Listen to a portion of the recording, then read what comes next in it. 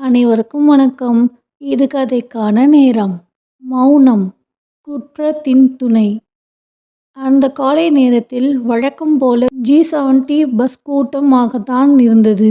முகிலுக்கு பஸ்ஸில் போவதே கடுப்பு. அதுவும் கூட்டமாக இருக்கிறது என்றால் இன்னும் கடுப்பு.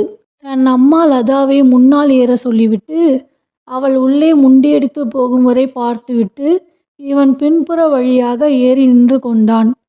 உள்ளே செல்ல இடமில்லை. 4 பேரோடு 5வது ஆளாய் கடைசி படிக்கட்டில் தொத்திக் கொண்டான் முகில். 2 ஆவடி என பக்கத்தில் இருப்பவரிடம் சொல்லி டிக்கெட் வாங்கி கொண்டான். ஒவ்வொரு ஸ்டாப்பிங்கிற்கும் இறங்கி ஏற சிரமமாயிருந்ததால் கொஞ்சம் உள்ளே தள்ளி சென்று கண்டக்டருடன் நின்று கொண்டான். அவனின் அம்மாவும் கொஞ்சம் கொஞ்சமாக நகர்ந்து கண்டக்டரிடம் நின்று கொண்டாள். முகில் தன் அம்மாவை முறைத்து கொண்டு, இதுக்கு தான் சீக்கிரம் கிளம்பணும்னு சொன்னேன். இப்போ பாரு இவ்வளோ கூட்டம் என கடிந்து கொண்டான்.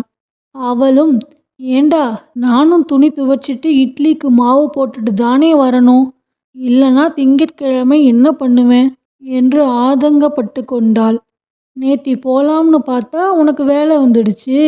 போயிட்டு 9 மணிக்கு தானே வந்த, அப்போ இப்போதான் போகணும் என்றாள் லதா.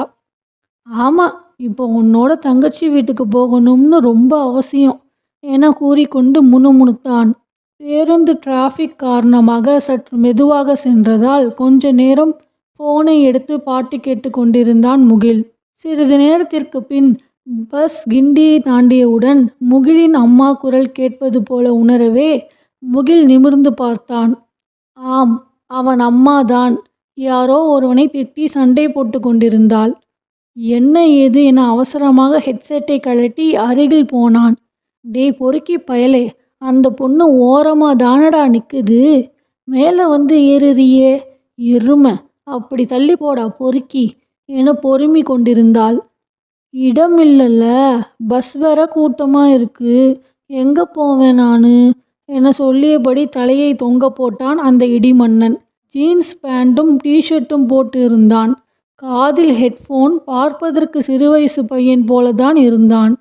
நானும் அப்போலேருந்து பார்க்குறேன், இவனும் அந்த பொண்ணை உரசுறதுலேயே குறியா இருக்கான், காவாலி பைய என்று அருகில் நின்ற பெருசு ஒன்று சவுண்டு விட்டது. இதுக்குன்னே பஸ்ஸில் வரா இவாளெல்லாம் என்றார் பின்சீட்டில் உட்கார்ந்திருந்த மாமி. பலரும் முணுமுணுக்கவே அவன் தள்ளி சென்று படிக்கட்டு அருகே நின்று கொண்டான். எல்லோரும் தர்ம அடி போடுவதற்குள் அடுத்த ஸ்டாப்பில் இறங்கிவிட்டான். இருப்பினும் லதாவின் வாய் சும்மா இல்லை. அவளது மனம் பொறுக்காமல் அவனை கரித்து கொண்டே வந்தாள். இதெல்லாம் எங்கே உருப்பட போகுது, தெரு தெருவாக போய் பிச்சையை தான் எடுக்கும் பாரு, பொறுக்கி பைய என கடிந்து கொள்ள, சரி விடுமா, ஏதோ இள வயசு தெரியாமல் பண்ணிட்டான், போகட்டும் அவன் என பக்கத்தில் இருந்த ஒரு நடுத்தர வயது ஆண் சொல்ல, சடாரென திரும்பிய லதா அவரை பார்த்து, அதெப்படி விட முடியும், சின்ன விஷயமா அவன் பண்ணான், இத்தனை ஆம்பளைங்கள் இருக்கீங்கன்னு தான் பேரு, எல்லோருமே தண்டமாக இருக்கீங்க, ஒருத்தராவது தட்டி கேட்கலாம்ல என்று கேட்டாள். உடனே டிக்கெட் கிழித்து கொண்டிருந்த கண்டக்டர் அவரை யாரோ கிழிப்பது போல தலை நிமிர்ந்து பார்த்து கொண்டிருந்தார். இதுவே உங்கள் வீட்டில் உள்ள பொண்ணுங்களுக்கு இப்படி நடந்தா அப்பவும் இது போல சாதாரணமாக விட சொல்லுவீங்களா? இவனை மாதிரி பொறுக்கிங்க செய்யறதெல்லாம் பார்த்தும் பார்க்காதது போல விடுகிறதால தான் ஊரில் பல கொடுமைங்க நடக்குது. இனிமேலாச்சும் இப்படி தண்டமாக உட்காராம தப்பு நடந்தால் தட்டி கேளுங்க என்று நொந்து கொண்டாள் லதா. பஸ்ஸில் இருந்த அனைவரும் சில நொடிகள் மௌனமாக ஆனார்கள். முகிலும் தான். அவன் பஸ்ஸில் ஏறிய உடனேயே அந்த பெண்ணிற்கு நடந்ததை பார்த்து விட்டான். ஆனால் பார்க்காதது போன்று முகத்தை திருப்பி கொண்டு பாட்டு கேட்க ஆரம்பித்து விட்டான். அவன் மட்டுமல்ல, பலரும் அந்த பெண்ணிற்கு நடந்ததை பார்த்திருப்பார்கள். தப்பு நடந்ததை பார்த்தும் பார்க்காதது போல இருப்பதாலும் வாய்ப்பிருந்தும் தட்டி கேட்காமல் இருப்பதால்தான் இது போன்ற கொடுமைகள் நடந்து வருகிறது. லதா கூறியது உண்மைதான்.